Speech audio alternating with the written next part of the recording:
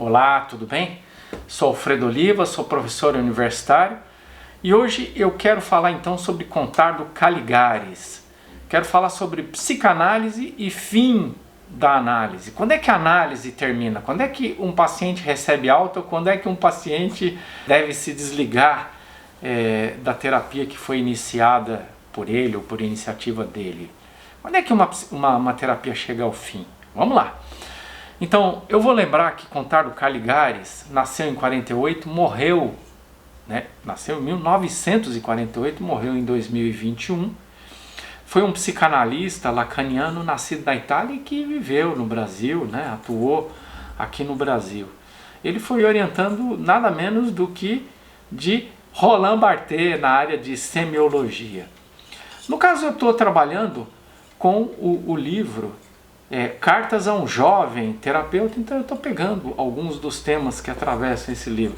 Eu estou gravando aqui, enquanto eu estou gravando, eu tenho dois seres aqui angelicais fazendo bagunça, Aqui à minha direita está o gato amarelo, Michel Foucault, derrubando as coisas na minha estante. Espera aí que eu vou pegar e mostrar ele para vocês. Olha lá, vocês ouviram o barulho? Estava derrubando coisa. Então esse gato se chama Michel Foucault, tem nome de filósofo, e ele gosta às vezes de participar dos meus vídeos, E ele estava aqui, derrubando as coisas na minha estante. Dá tchau, pessoal, e agora fica direitinho para eu continuar gravando meu vídeo, tá bom? Muito bem.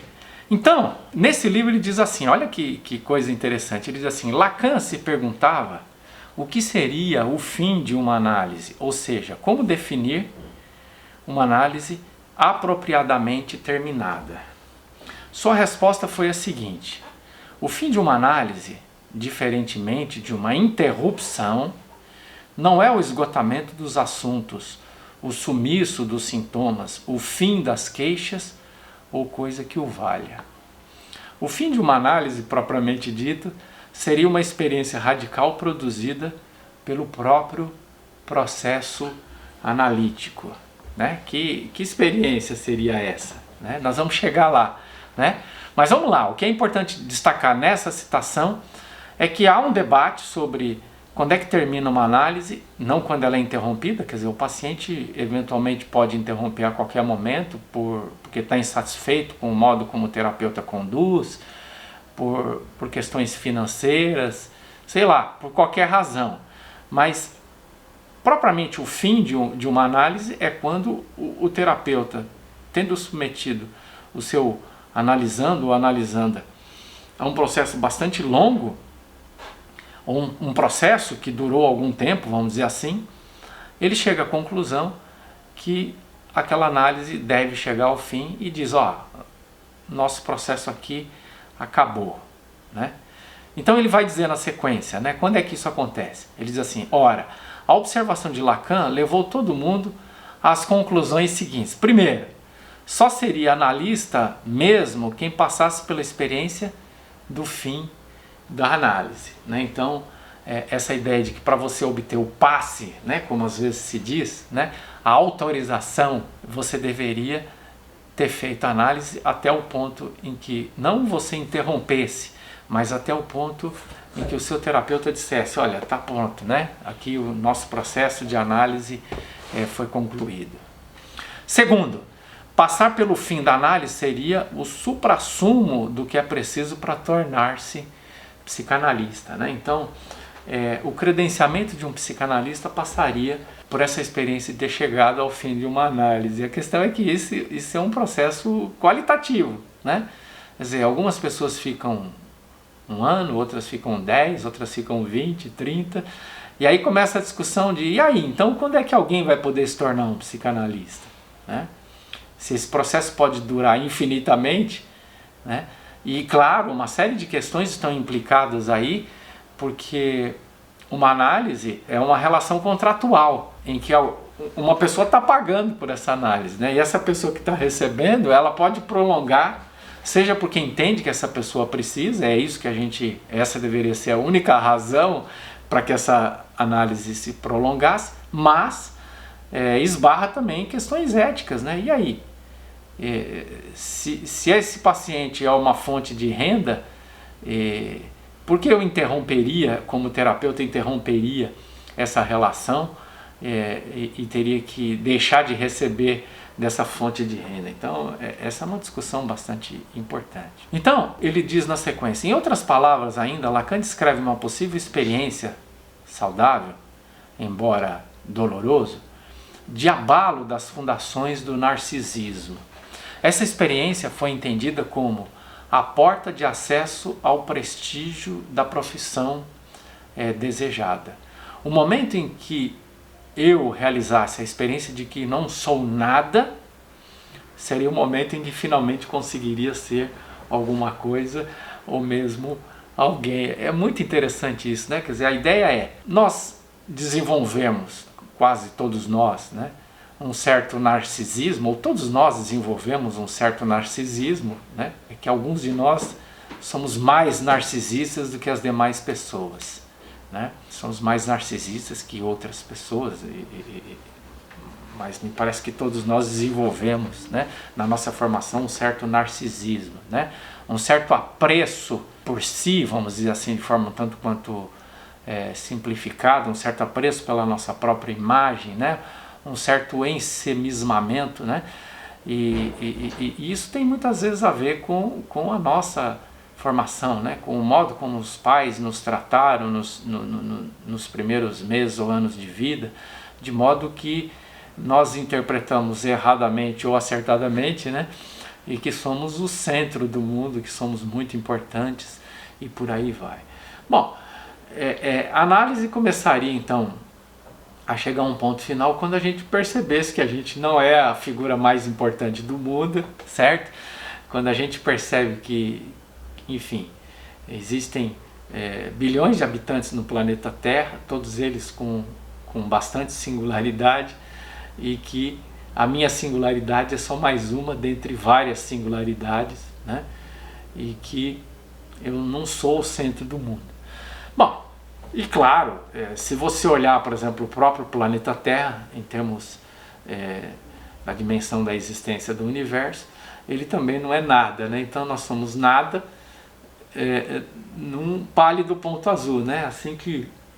Assim foi descrito o planeta Terra a partir de uma foto tirada de fora da órbita da Terra, né? Quando você olha para o planeta Terra em termos de universo, é literalmente um pingo no meio de uma coisa infinita, gigantesca, né? E aqui nós temos bilhões de habitantes, né? Enfim, é isso, né? Quer dizer, só perceber isso já seria suficiente para a gente sacar que a gente não é o centro do mundo, e isso começaria a dinamitar o nosso narcisismo, e quando a gente percebesse isso, então a gente estaria pronto para começar então a vida como psicanalista. É interessante isso, né? Mas depois ele diz o seguinte: naqueles anos teria sido possível escrever uma espécie de etiqueta para quem quisesse mostrar ao mundo que havia atravessado o fim de análise e, portanto, era analista, né? Então ele está dizendo, tá tudo bem até aqui. Só que as pessoas começaram a, ao invés de esperar que o terapeuta dissesse isso espontaneamente, olha, chegou ao fim, né? Porque a pessoa tinha percebido que o seu narcisismo, de certo modo, tinha chegado ao nível da consciência, né? E de certo modo começava a se dissolver. As pessoas começaram a performar isso publicamente para dizer, tá vendo, eu já cheguei nesse ponto, né? Como se quisesse dizer ao mundo, eu não sou narcisista. E talvez seja essa a grande ironia que existe aqui, é que as pessoas estavam fazendo isso de uma forma um tanto quanto narcisista. Era bom, claro, né, seguindo a citação, era bom, claro, mostrar-se sempre deprimido, evitar com desdém qualquer conversa fútil. E qual não é?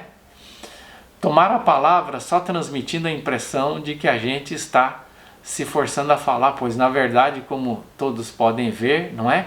Tomar a palavra parece agora uma jactância, e por aí vai. Uma série de caretas e posturas quase cômicas, né? Então eu acho esse ponto de vista do Contário Caligares bastante divertido, né?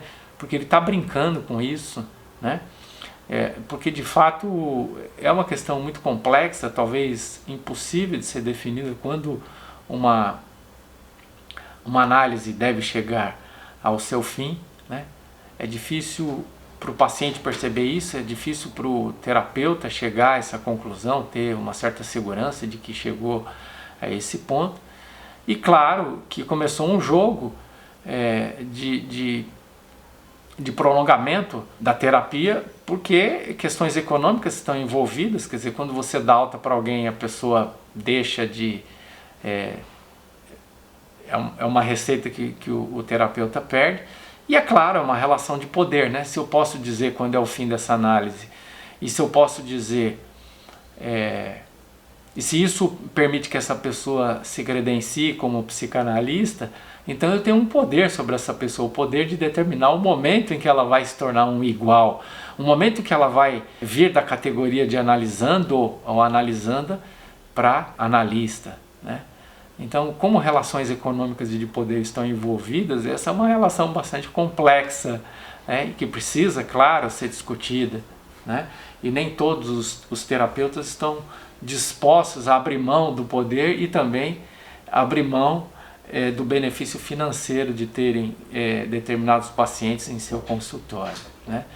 Então ele quase que brinca, ironiza, se diverte com as caras e bocas que as pessoas faziam para tentar se fazer parecer publicamente que já não eram narcisistas, né?